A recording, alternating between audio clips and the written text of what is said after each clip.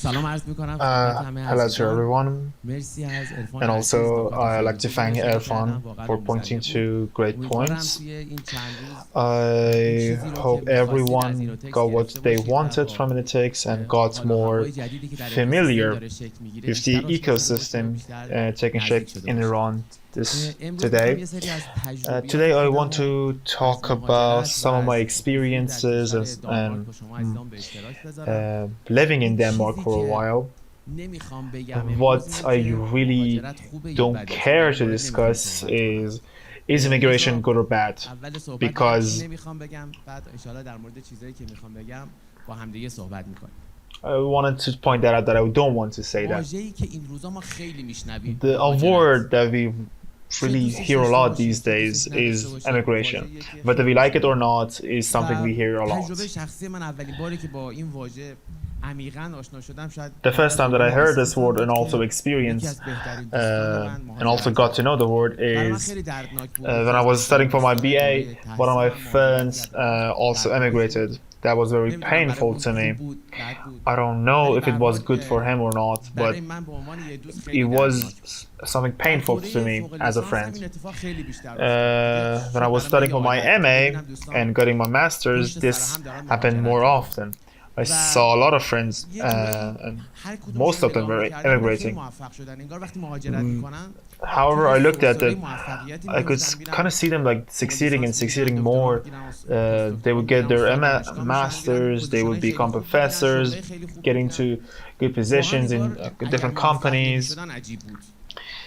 If they failed, that would be the irregularity. I really wanted to speed up my own success. I just saw these people who immigrated and got to be more successful.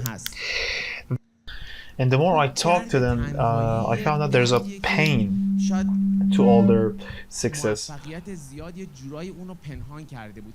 This great success that they were experiencing would actually hide the pain. But I also saw a bit of pain, like pain from missing their home, from missing what they lost. But they also gained a lot of things. I really wanted to succeed myself. And I had opportunities here also. I had founded a company here as well, but I was really thinking that I really need to get in on this immigration thing and start myself, and my success would be escalated further. And I was really thinking what countries to choose and where to go. Oh, there's a problem with the slides. And at the end of the day, I chose Denmark, a country whose history is tied to Vikings and pirates, who at one point in history conquered the world, conquered everything with swords, and now these days are very much succeeding in terms of technology. Other successful brands are also from there. Many brands, many technological brands. One of the examples would be Skype, that was founded in Denmark. Other less known companies are also founded in Denmark. Great writers. At the end of the day, that's the country I chose to emigrate to. But after a while, after living in Denmark for a while, I actually saw that most successful people in Denmark were either engineers or experts in some kind of field. I didn't see a lot of successful entrepreneurs. Those successful people that I observed myself were not there. They were mostly employees. None of them were really entrepreneurs. I really wanted to succeed in entrepreneurship. I was kind of shocked for a bit. I almost regretted leaving what I left in Iran, and I thought that I wouldn't really get to succeed in how I wanted to succeed in here. That kind of shock when hits you, kind of paralyzes you. This also happens often in the world of football. Then they make a mistake and it's to the detriment of their own team. You can see the shock and how those soccer players are actually paralyzed. And if you let that happen, if you let that shock paralyze you, bad things, it would have a snowballing effect, and it would have bad events happen to you more and more. And I had learned that, so I said to myself that successful Iranians are not very often in here, and there's not a lot of successful entrepreneurs in here, and they had problems with getting investors, and also founding a startup in a country like Denmark is quite difficult. It's actually the opposite in Iran. Failure is actually basically cheap in Iran. You can start up a company and fail very cheaply, but that failure would cost you a lot more in a country like Denmark. I decided to study the successful entrepreneurs who had successful international companies. The first thing that I did, I went to scientific institutes and also universities. The first university on my list were DTU, CBS, and also Venture Studios founders.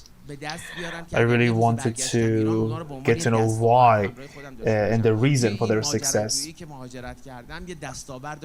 I just wanted to, this immigration that I had, to have an outcome.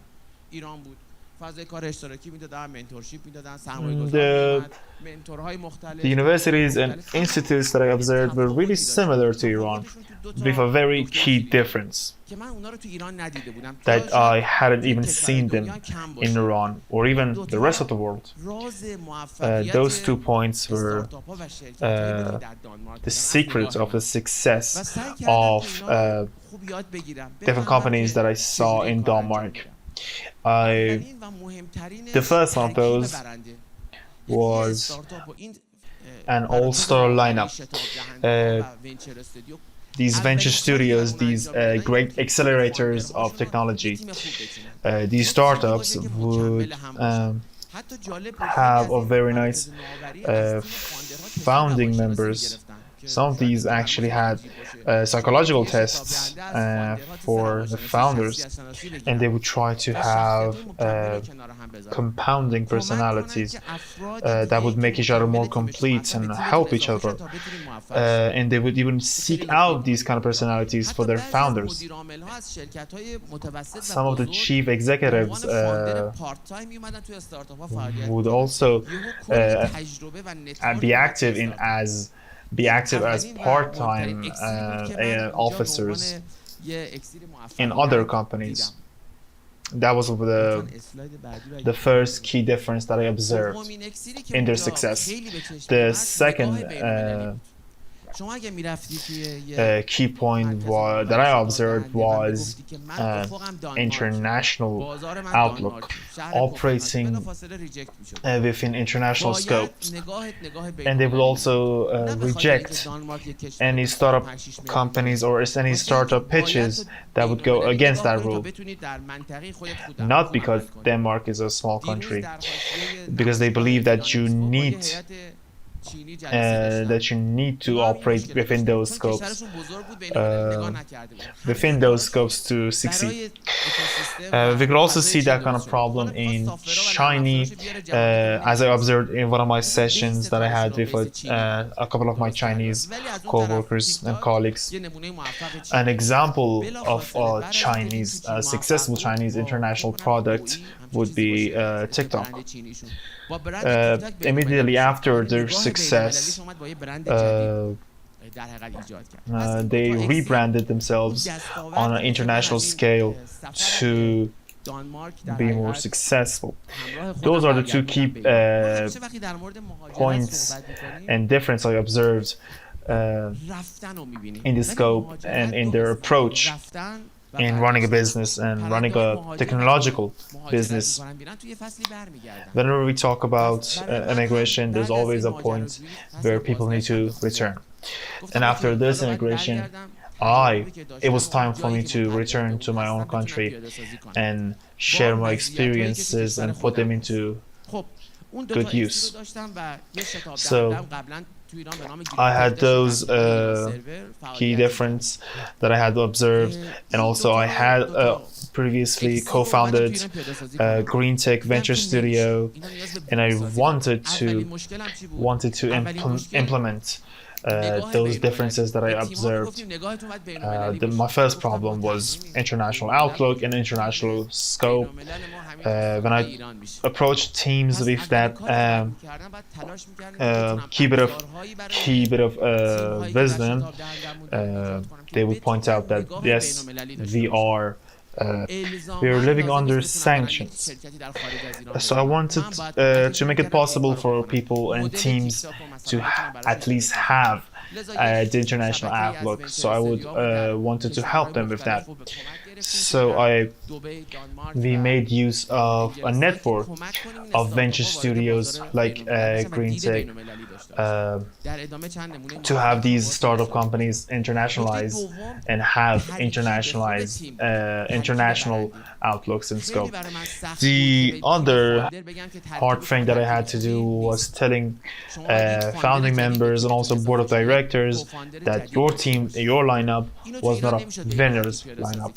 I had to tell them they needed to add other founders, other employees, and other executives in order to have that desired lineup.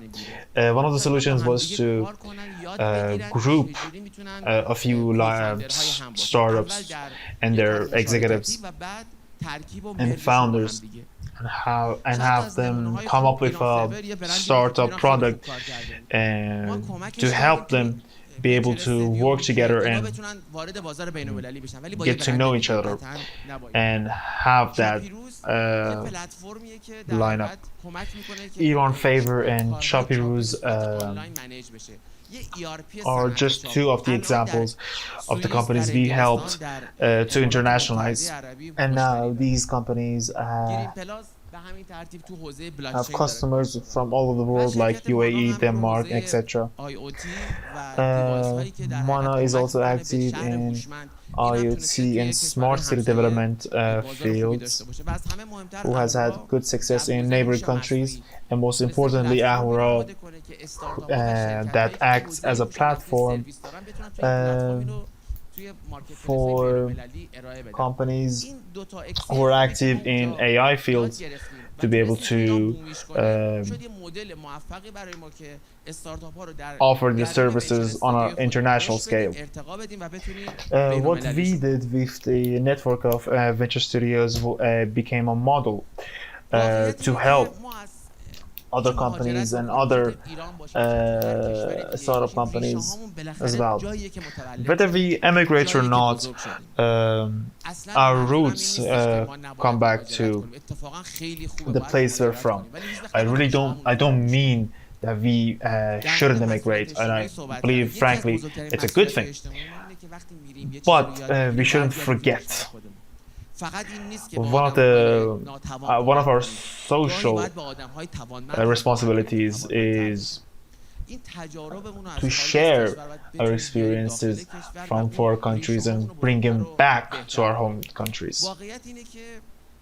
The reality of the situation is that we have to develop our countries. Other people are responsible for the opposite.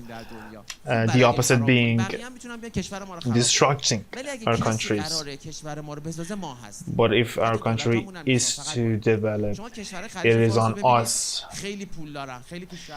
Take a look at our foreign neighbors, the UAE and the like. Their countries are developed by foreigners. If they were not there for some reason, their countries would cease to prosper. But even and then take a look at countries like Japan or Germany. These are the opposite. And we who are entrepreneurs and working in the field of startup, our priority should always be developing our country. And as for last words, I like to say that this country that we call home needs to develop and flourish with our hands and our cooperation, and only us. Please have a round of applause for yourself, who show, with coming here, you show that you want to be entrepreneurs in Iran, despite all its problems. If you like to get in contact with me somehow, you can scan the QR code above. There are also other channels of communication. Our booth is also in salon number 3. I am at your service, and I'm hoping, like everyone, that good events and good things happen to technological ecosystem that we have in Iran. And the Chamber of Commerce in Denmark has announced to Danish businessmen and businesswomen to examine the business opportunities in Iran, and this to me is a signal of good things to come to the technological ecosystem of Iran. We also have a guest from Denmark. Mr. Taras, welcome to Iran.